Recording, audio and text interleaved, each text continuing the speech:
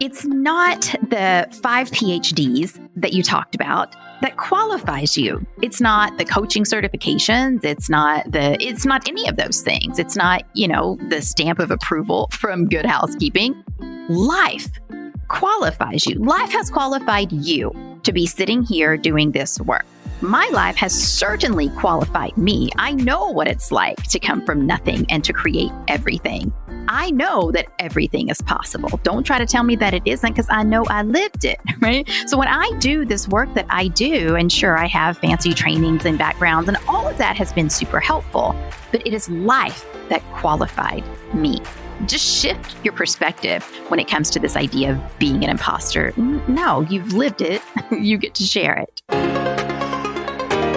This is Impact, the podcast where we explore entrepreneurship, mindset, and health to provide you with the ingredients for an unregrettable version of your life story.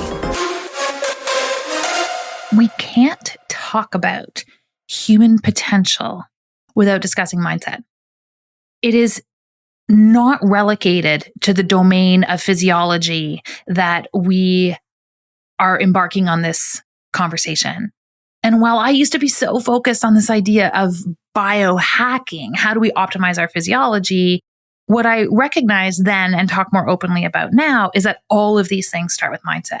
There is not a series of supplements or foods or psychedelics that I can hand to you that will replace the work that you need to do with respect to your own mindset. The retelling and the understanding of the stories that you share about your life that contribute to your construct of identity, these elements, more than anything else, will drive your potential and your future state. It is hard, if not impossible, for you to make decisions with respect to your health if those decisions are not congruent with the identity that you see yourself in the future. If you do not see yourself as this healthy, powerful, contributing person, and it's so challenging to make the decisions today that inform its creation. My guest today, Cynthia Garcia, shares with us not only a profound personal story, but really the tools that we need to have in place to go from and take us from a place where we are unstuck to, frankly, we are unbridled in our access of our own potential. It was a powerful conversation just as we move through Cynthia's story, but it was incredibly pragmatic where we move to in terms of the steps that we need to take as individuals to start to deconstruct those limiting beliefs that are holding us back and the ingredients that need to be in place for us to make decisions around who we want to be in the future. Cynthia is so much fun and so articulate, and we got into such amazing stuff that if you are ready to step into a bigger version of who you want to be, if you feel a little bit stuck, I feel like we all feel a little bit stuck through this emotional concussion that has been the last 2 years, I promise you are going to pull incredible new tools for thinking and new tools for action as you build out the new version of yourself. We are going from stuck to unbound, total and complete potential. The conversation with Cynthia was amazing, and I'm so excited that you get to listen to it now. Cynthia Garcia, welcome to Impact. Hi, Megan. I'm so excited to be here. I adore you. I think you know that, but this is so exciting to sit down and chat about all things impactful.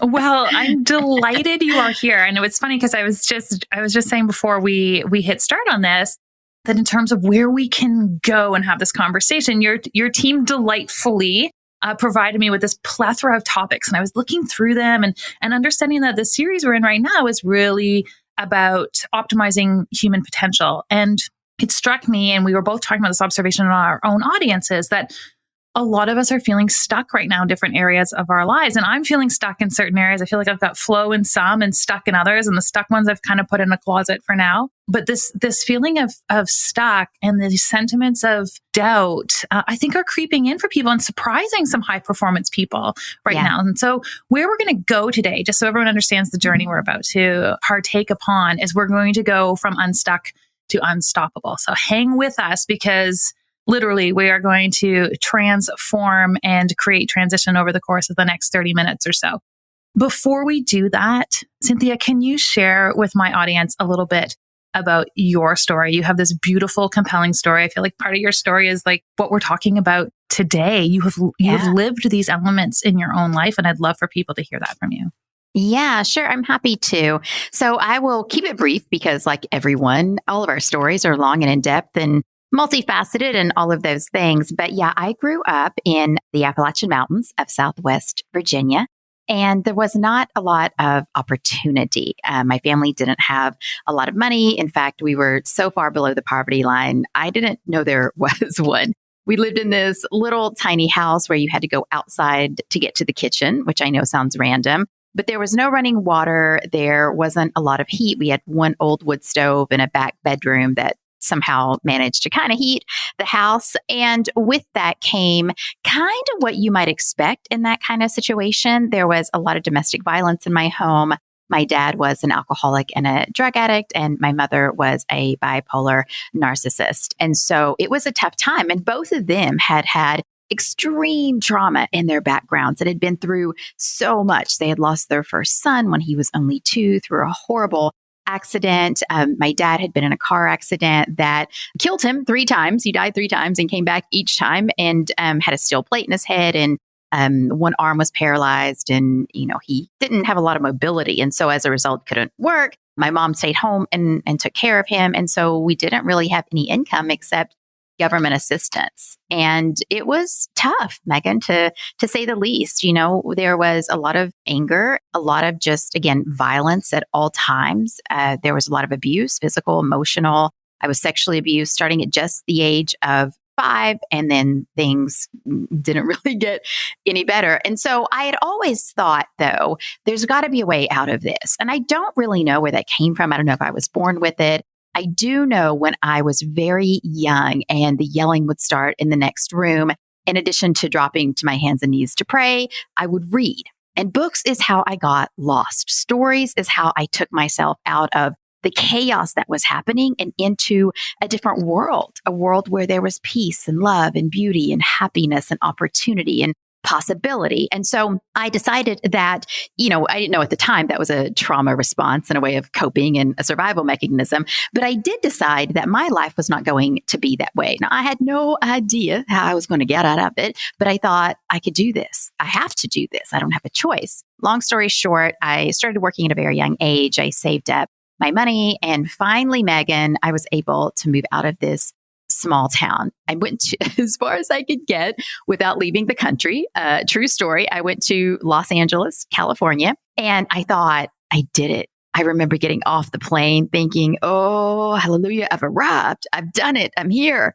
And it wasn't long after that, things quickly spiraled. But before that, I decided that I wanted to see the ocean, because that would have been the ultimate manifestation of going from, this home that was, kind of this shack and no opportunity, to this huge body of water where, it was just vast. There was no other side. Everything was possible. I got in my car, I drove down Sunset Boulevard, I took it all the way to PCH, and I got out and there was the ocean. And again, I'm thinking, whoa, I did it. But Megan, as soon as I had that feeling, it was as if the bottom dropped out and my stomach felt like there was bricks in it, and I was physically nauseous, because I realized in that moment that no matter where I went, there I was. That I'd left the pain and the trauma and the drama behind, so I thought. But in fact, I had just taken everything with me. The only thing that was different was the location that I was in. It was just a little nicer than what I came from. And so anyways, that started this whole spiral of me hitting rock bottom, becoming very unhealthy, going through some extreme health struggles where I was diagnosed with chronic fatigue. I had short-term memory loss. I was overweight. I couldn't work because I worked in the modeling and entertainment industry. And so I tried everything thinking, surely there's a way out of this. I couldn't find anything that worked. I hit rock bottom, decided suicide was the only way out. And it was the night that I sat on the dark floor with a handful of pills, deciding that I had given it a really good shot, that I had this awakening. There was this voice inside. I don't know a better way to explain it. I just heard it and it said, these things have happened for you. And I thought, okay, well, this is crazy. Like, why would any of this happen to anyone? Because I was stuck in my moment. I was stuck in my story of why me? Why all of these things happened to me my whole life? This was supposed to be my new opportunity. Why me? And so I realized in that moment that it was for a reason. And I was being called to a higher purpose, to a higher path. And so I realized that it wasn't just me that was struggling. It was other people. It was so many other people, in fact, who were unhappy, who were unhealthy, who had tried to search for all the answers and couldn't find any. So that night I made it a mission. I made a pact with the universe, if you will, God, source, whatever that is for you. And I said, if you'll open the door, I'll walk through it and I will commit my life to helping other people see the possibility and then get whatever it is that they want in their life, create a life so good they're only jealous of themselves. And that's what I've done ever since. I found a way to heal my health. I created a whole method around that because I couldn't find anything that worked. I've since opened 2 coaching schools, a nutrition coaching school and a life coaching school, to help people realize their dreams, whatever that is in the world, and to help people be coaches and do the work that is so desperately needed in the world. And I've met some really cool people, you included. And that brings us maybe not so quickly to where we are now. Where we are right now. Well, I appreciate everything you just shared. Thank you. And you said a lot of things in there, but one in particular, sort of in passing, you're like, I was stuck in my story.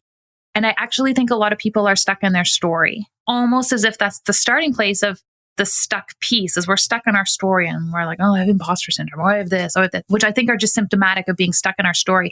Can we unpack that a little bit? Like, what does that actually mean? And how do we go from being stuck in, like, what is the first step to getting out of that sticky box? Sure. Yeah. So when I say, we're stuck in our stories, what I mean is this: there are things that happen to us in our lives. We're cut off in traffic, a relationship ends badly, poor health, what have you. But those are just events. They have no meaning by default. But we are humans and we have these wild and crazy brains, and we find it necessary for our survival to give meaning to things that happen. In other words, we tell stories. Now, these stories that we tell, most of the time, Megan, they're not even true. We're the only ones that decide that they are. And then we live the rest of our lives as if we were right. And most of the time, we were wrong. But the reason it's so important to talk about our stories is that our stories create ourselves. In fact, the most important story you will ever tell yourself is the story about yourself. I'm not a morning person. Sure, Megan can be successful, but it's not for me. I don't have what it takes. I'm not smart enough. I'm not good enough. I don't have the right background. Who would buy things from me? So on and so forth. These are all stories, and you're the only person who has decided that they're true. So to answer your question of like, where do we even start?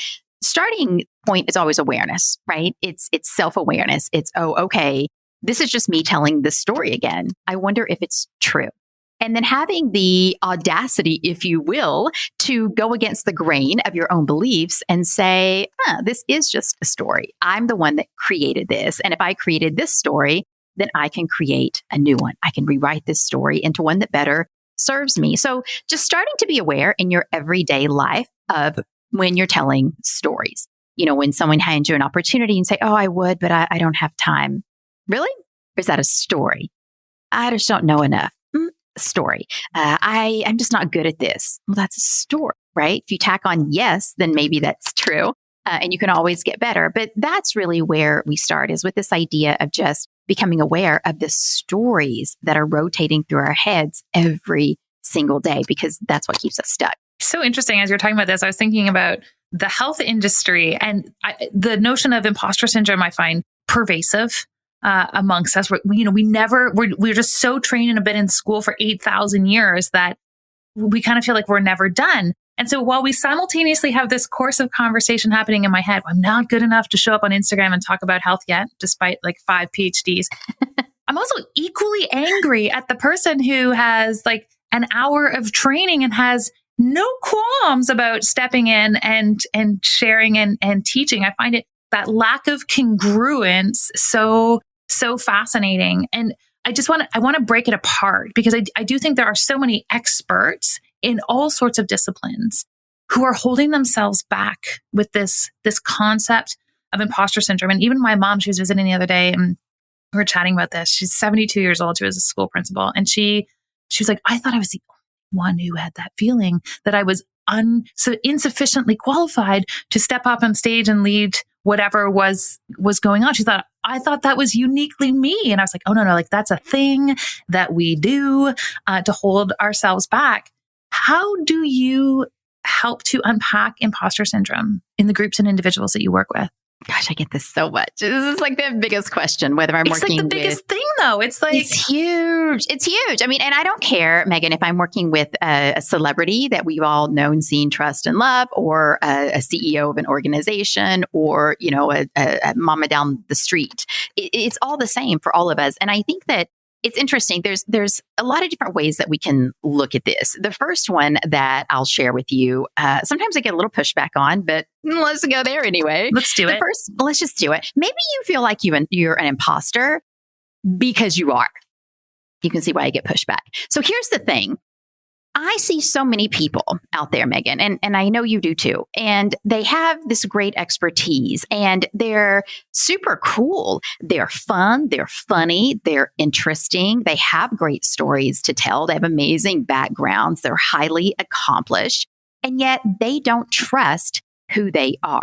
Instead, they look around the intersocial webs and they see somebody who's better than they are, who's funnier, who's smarter, who is dressed a little nicer, who says things in a way that people tend to respond to. And they think, well, instead of being me, this cool cat that I am, I'm going to be her. I'm going to be him. I'm going to be them. And they try to mimic other people's actions. And I mean, if you look around, it's like there's so many cookie cutter, quote unquote, thought experts. Now, I can't rectify those two in my head. Maybe you can. But that's the first thing to pay attention to is maybe you're an imposter because you are. Maybe you're not really living your truth. Maybe you're not saying the things that you really want to say because you're afraid of what other people will think of you, because you're afraid of other people judging you, because you're afraid of other people questioning you if, heaven forbid, you have some sort of alternative approach to things, right? Or some unpopular opinion. And so I think the first thing is to get really clear. Are you being an imposter? Are you being a fraud to your own self? You know, are you standing in your truth and saying what you mean and then backing that up? If not, that's a great place to start. Why? Why is that? Which leads us into the second thing I would consider or ask everyone to consider looking at, which is, where does this come from? Where does this idea of not being, good enough or worthy enough of putting yourself out there, where does that come from? In this world that we live in, there is a lot of drama these days. There's a lot of trauma these days, if we're all telling the truth. And people are really quick to lash out. I know you've seen this, like on planes. People are getting kicked off of planes because they're starting fights. And it's insane. I mean, the whole world is just like mad, it feels like. And so one of the questions, instead of, saying, what's wrong with you, Megan? What's going on? Is I like to say, what happened to you? I wonder what happened, because anger is just hurt, right? It's pain. There's something going on underneath the surface, and we respond in anger as a defense mechanism. And so I love asking this question these days of what happened to you? And so when it comes to imposter syndrome and looking at why do you feel this way? Where does this thought come from? Where does this belief come from? What happened to you? Because once upon a time, little Megan was told that she wasn't good enough. She was made to feel as if she didn't fit in because of a story she told, right? Maybe little Megan showed up to a friend's birthday party when she was young. And, maybe these little girls were doing their thing and maybe Megan was teased. And maybe they said, oh, little Megan, you don't have the cool shoes that we're all wearing. Or why did you wear that silly outfit? Or who did your hair? Maybe you were the butt of the jokes, right? And then little Megan told herself a story. I don't fit in. I'm not good enough here. And so the interesting thing that happens with our brains is that, first of all, our brains believe everything that we tell it, right? It doesn't know the difference between something that's really happening right in front of you and something that you're just making up in your head. Now, this is why if you've ever had an argument with someone, we all have, I certainly have, and then an hour or 5 hours later, I'm thinking of all the things I should have said. well, I should have said, next time I'll just tell her, and what happens? Well, our hearts start racing, our palms get sweaty, we're immediately engaged. But why? Nothing is happening. It's not like you're actually saying these things to this person, but your brain doesn't know the difference. And so before the age of 8, your brain is very malleable. It's taking notes. It is writing down your stories. It is figuring out how to live and how to be in this world with other people. And so when 6-year-old little Megan says, gosh, I'm not good enough, right? Even though that's a story and she's plenty good enough and how great for her that she dared to stand out, the brain is saying, got it. You're not good enough. You don't measure up. You don't belong here. So from there on out, we do this thing called looping. And that's where we gather evidence that the story that we told ourselves at 6 years old was actually true. When Megan is 18 years old and gets stood up on that blind date, she says, that's right. I'm not good enough. I don't measure up. And so that's, again, the brain's way of making us feel safe. It's like, oh, see, you are who you thought you were. Everything is good. We're solid here. So the fact of the matter is, and I know this is a long answer, but the fact of the matter is, our thoughts do not create our reality. Have you ever heard that your thoughts create your reality? Well, that's, it's cute, but it's just not true. I mean, we have tens of thousands of thoughts a day. If we really acted on all of those, the world would be a very interesting place.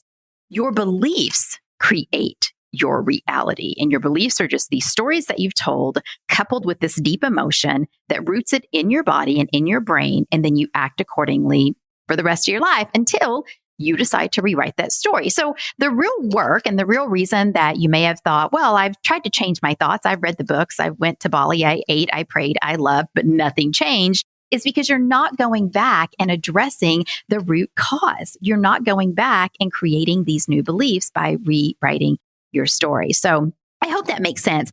And then one last thing I'll just say, because gosh, I really want people to get this, is it's not the 5 PhDs that you talked about that qualifies you. It's not the coaching certifications. It's not any of those things. It's not, the stamp of approval from Good Housekeeping.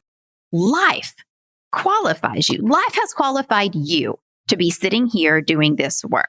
My life has certainly qualified me. I know what it's like to come from nothing and to create everything.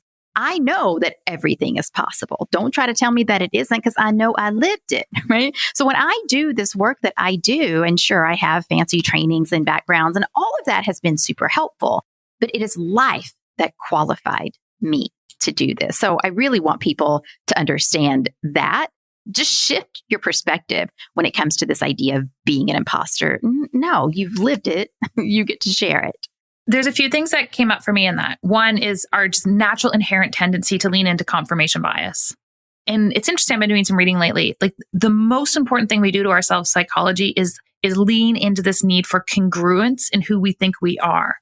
And so if we think we are the victim, all of our energy goes into reinforcing that identity piece. And we're actually more stuck in needing to find evidence for who we think we are. Like, that is the most important survival element to us, than looking for evidence around who we could possibly be. What I find so fascinating about that, even in my own life and the things I had moved through when I was a teenager, and I would drive back and forth between my parents' homes, and they were divorced. I would go to the library before I'd get in the 4-hour drive, and I would access the next set of cassettes, and they were cassettes from Tony Robbins. And I would play them in my car for 4.5 hours back and forth. Like, sometimes I would do music, but I still I'd rather geek out to a podcast in my convertible than to music. My husband's horrified. It's fine. It's who I am.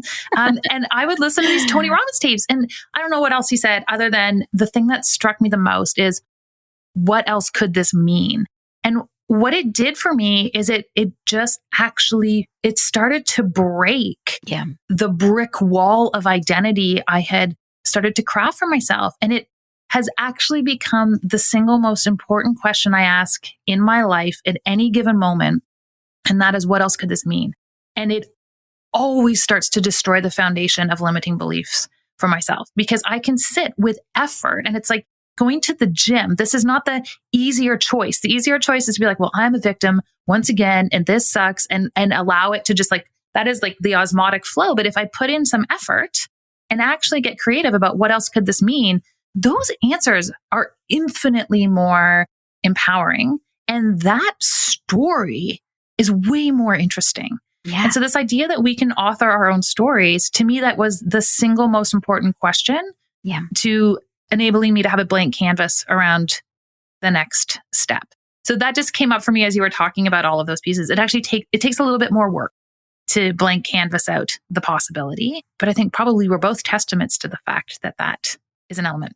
Yeah. Well, I mean, you said the key word. And so there's several steps in rewriting your stories, right? And there's one really powerful tool I can give you that you can use in under a minute that will completely reset things for you and allow you this white space to have this new perspective. Because it's so smart of you to think that way. In fact, I'm obsessed with coaching. Coaching saved my life. It changed my life. I certify coaches. It's the ultimate to freedom for me. And one of the most powerful coaching questions in the world is what we call the AWE question, which stands for and what else, AWE, and what else. So as you are looking at these, what else could this mean? Great, but keep going. And what else? And what else? And what else could this possibly mean, right? Because there are lots of explanations. And here's the wild thing, Megan, is that they don't even have to be true.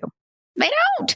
You just have to believe them or be willing to believe them. And they just have to serve you. They just have to serve your highest needs, your greater good, where you're going and what your goals are. That's really the case, right? And people say, well, Cynthia, you're delusional. That's delusional. Well, we're all delusional. We all half of our beliefs are already not true. I mean, stop it. Thank you. Right? I mean, Imposter Syndrome with 5 PhDs. Stop talking. So that first of all, but the thing that you really hit on that I wanted to just double click is identity. Identity. So we used to think in psychology years and years ago that the brain couldn't change. The brain just was what it was and you were stuck with it and that's it. And so that's why, there were a lot of medications developed because you just couldn't change. And of course, now we know that's not true. And we're starting to see that more and more and more every single day with the research that goes on. In fact, we also used to think that you were very much driven by the past. And in some ways, you still are.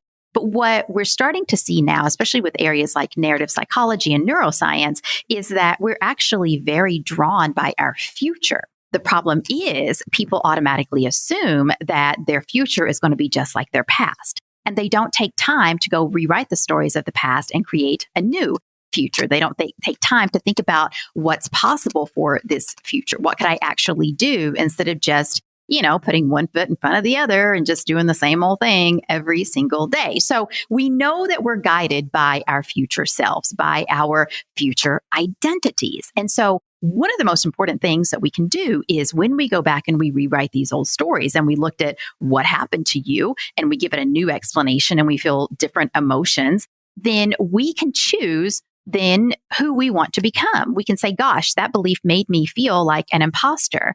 And I'm choosing moving forward to be this person. And I like to use I'm the kind of person statements. So for example, I used this earlier. A lot of people will say, I'm just not a morning person. I see your morning routine, getting up at 5, doing your thing, working out, blah, blah, blah, Cynthia.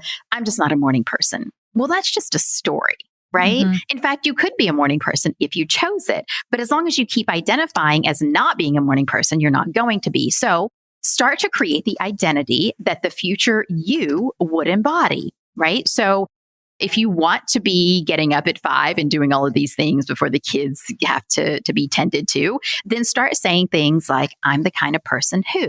I'm the kind of person who gets up at 5 a.m. because I know I only have a limited time to get things done before I turn in to mama and the kids need my help.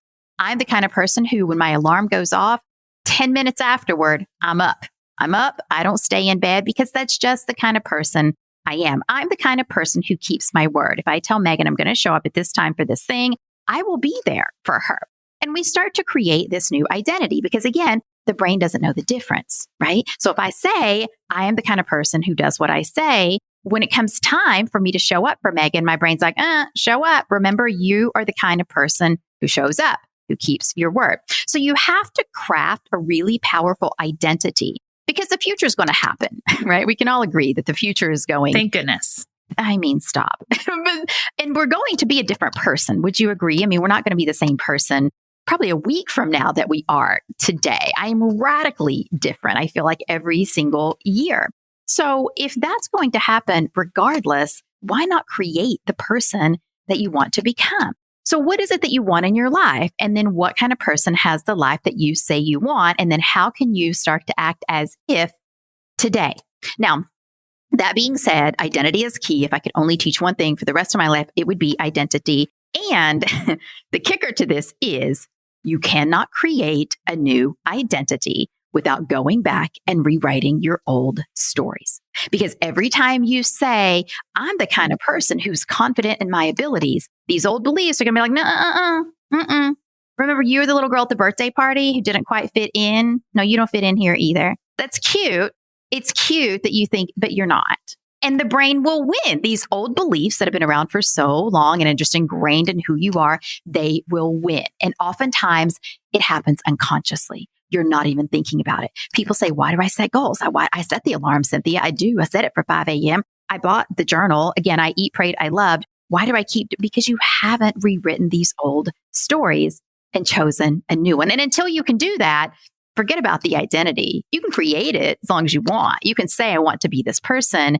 Your unconscious mind will never let you get it. And so we stay stuck. And there's a difference between wanting something and making the decision. Thank you. So even in this rewriting of the story, you can be like, I want to be the person who gets up at 5 a.m. And then your brain's like, but I'm not. As opposed to, I have decided I am the person who gets up at 5 a.m. And then it's so much more absolute. It's almost like you've put your brain in its place. Because I was that awkward kid at the birthday party, and I have all sorts of circumstances that created that. And what that means for me now is you can put me into a room anywhere, and I know I can handle it. I will just navigate the room. I didn't die as a kid. I figured out how to handle being in those types of rooms. But the decision piece is really key. And I have found myself lately, we're in a big growth phase with my business, and we were making a decision. I was laying out the decisions in front of me. Then I had like a really solid argument for decision A, and decision B was a stretch. But decision B was the decision I would make running a $10 million company. And decision A was the decision I would make today. And I know where we want to be in the next 18 to 24 months. And I was like, well, then we have to go with decision B. And it was so clear because I practice doing these things. And I think part of it is practice. Like we all feel imposter syndrome in a variety of circumstances. And part of that is like practicing making an empowering choice and stepping into that ring. And you realize what you're made of. Like we all have this capacity to grow. That is a common feature of us as humans. So I just wanted to throw that in because this is sort of like my real world working through of everything that you were just talking about. Yeah. Well, you're doing all the right things, first of all. And by the way, even this idea of, being a $10 million business owner, and this is the kind of decision they would make, like, that's a story. You're just choosing the one that serves you. And that's what's going to make all the difference. And that's why you will. Don't we always? Yeah, 100%. Like I have an argument with my husband. I pick the story that's going to serve me. Like we do this regardless of whether it's an imposter syndrome moment. Like we have this capacity to pick the story that serves. Like, yes. So don't pick and choose to like, today I'm going to let my story serve and tomorrow I'm not. Like, if you're going to let the story serve, let it serve everywhere. Right. That's 100% what I always say too. I mean, there's really 5 core stories that we tell ourselves, and each of us have a dominant stuck story. That's what I call them. And if you're interested in finding out what yours is, you can find an assessment on my website. But there's 5 main ones, and underneath all 5 of those is one story that everyone tells themselves, and it's this story that I'm not worthy. I'm not good enough. And so anyways, it's something that you're right. We do all struggle with. The thing that I wanted to just kind of call back that you said is you're right. So many of us say, I want. Remember, I told you the brain is always listening, first of all, and it believes you. So when you say something like, I want, your brain goes, oh, Okay, cool. Yeah, you want it. Okay. Don't we all? But so I'd like to challenge us all to start being more conscious with the language that we choose. If we know our brain is always listening, monitor your thoughts because your brain's listening to those too. But instead of saying I want, say I choose. I choose to have a $10 million business. And then the brain goes, oh, now we're choosing. Okay, well, that shifts everything, right? And then this other piece about your identity and making the decision from a $10 million business owner standpoint and doing what that person would do. Here's the thing that I think is really, really important. You just decided, right? Now, decide literally means to cut off any other option. That means to decide, right? You cut off any other options. And so you have to actually decide. A lot of people throw around that word kind of haphazardly. Like, oh, I decided to lose weight. And then the next day they're going out for pizza and beers and all of these things. Well, that was never a real decision. If it would have been, right, going out would not have even have been an option, but you decided, right? And you decided to act from this place and to act as if, which is really crucial. Now, what often happens is people will say to me, Cynthia, $10 million business. Well, right now, like, I don't know how to make that happen. I want to decide that I want a $10 million business, but how do I actually make that happen? And the truth is, I don't know. I don't know. And right now, you don't know. And that's okay.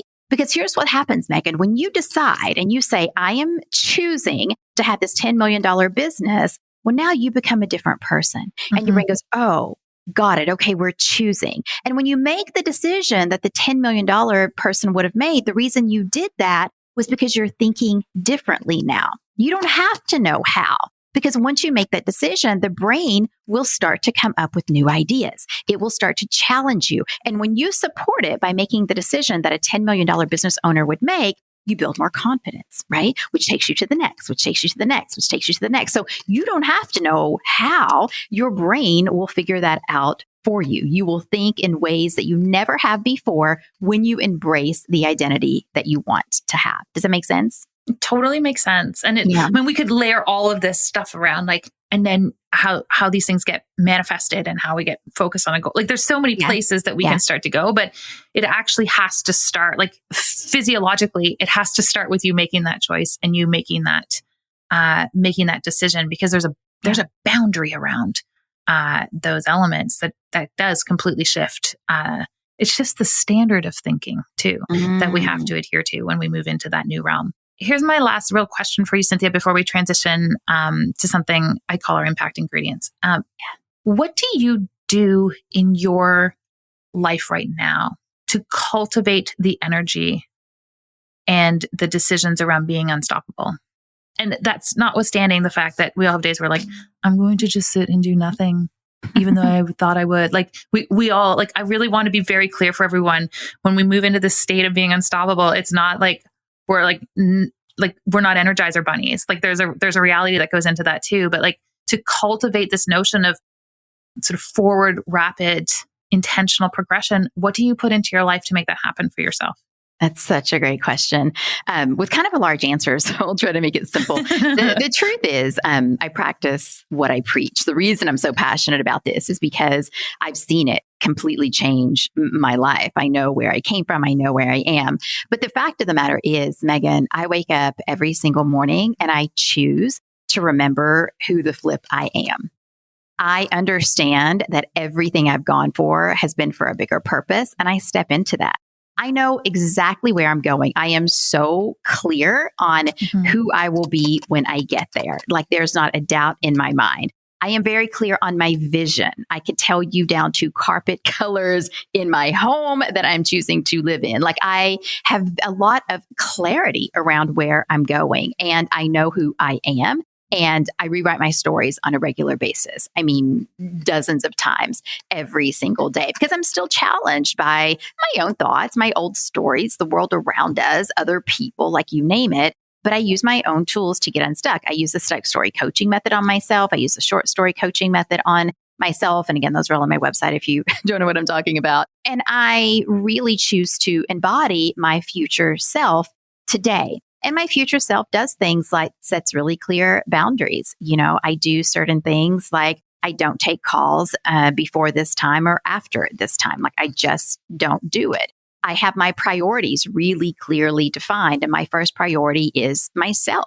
Now, that might sound very selfish, and I see no reason or nothing wrong, by the way, with being selfish, as long as it's for unselfish reasons. If I am my first priority, then that means I show up as a great mother, as a great wife, as a great teacher, as a great leader. If I'm putting myself last, I am none of those things to anyone. So I'm very clear on my priorities. My second priority is my family. If it comes down to me doing an interview and being with my family will win every time. I don't have to think about it because I already have these priorities established, and I have very, very strong boundaries. So I could go on and on and on about what works for me in my life. But the fact is, I have decided very clearly who I want to be. And anytime an old story from my past comes up, I go back and I rewrite it immediately. And then I get back to the business of being my future self. We're transitioning now to my impact ingredients, just so, because no one can read my mind. And these are like, That's unfortunate. Okay, let me just stop for a second, because I was like totally flowing there.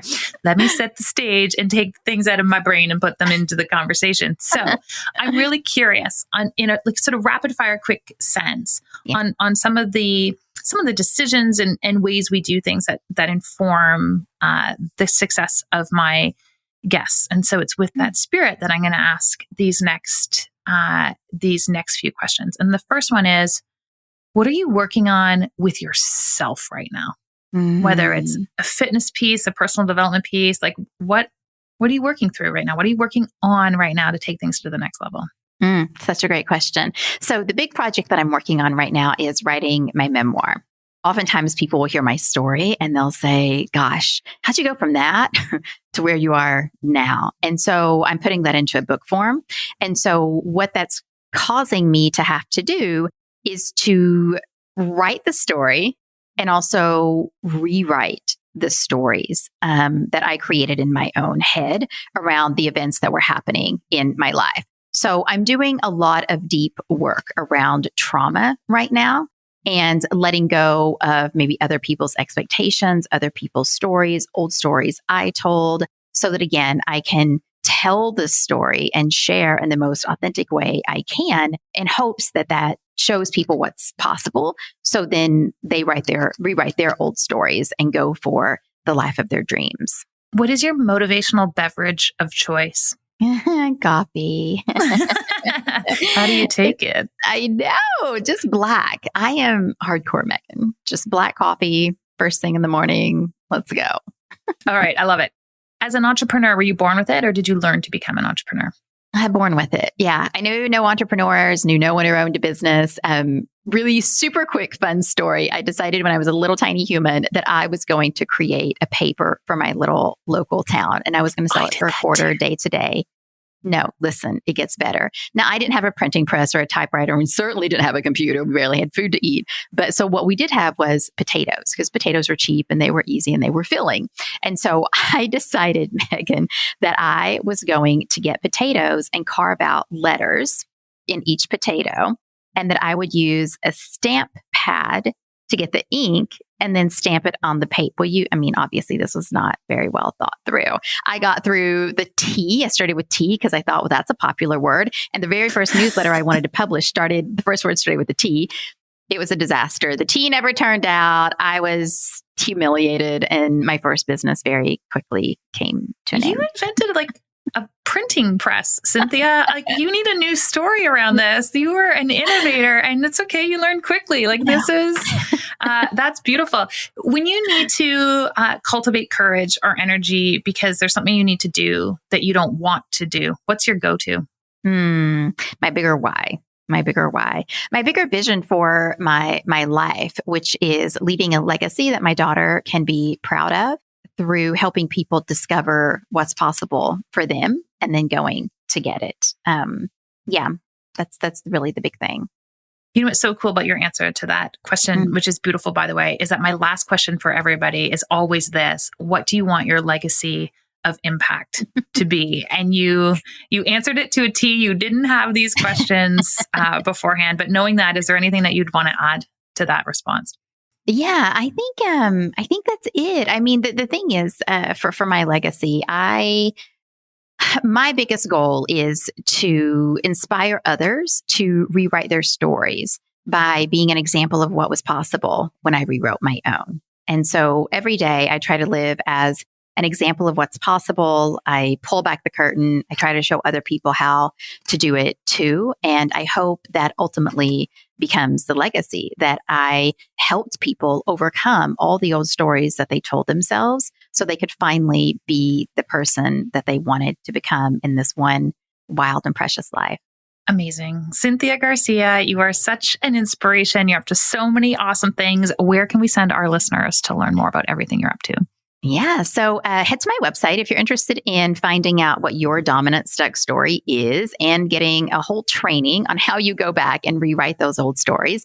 You can just go to cynthiagarcia.com/stuck-story. So cynthiagarcia.com/stuck-story. And there's like a 2-minute assessment and you'll get everything that you need there. And then from there, all my social links and everything are on, but just cynthiagarcia.com/stuck-story. Amazing. We will hook everyone up with all of the links and all the socials in our show notes. You can find those at meganwalker.com/podcast. Cynthia, thank you for joining me today. Thank you, Megan. It's been a pleasure. And thank you for the impact that you're making in the world that allows people like me to do what I do every day. Oh, thank you, friend. Impact is what lives on when we leave the room, tuck them in, or step off stage. It is less about what you do, more about how you make them feel, and everything about how you choose to show up in the world. If you enjoyed this podcast, hit subscribe on Apple Podcasts, Stitcher, Spotify, or wherever you are listening to this episode. I am your host, Megan Walker. Until next week, aim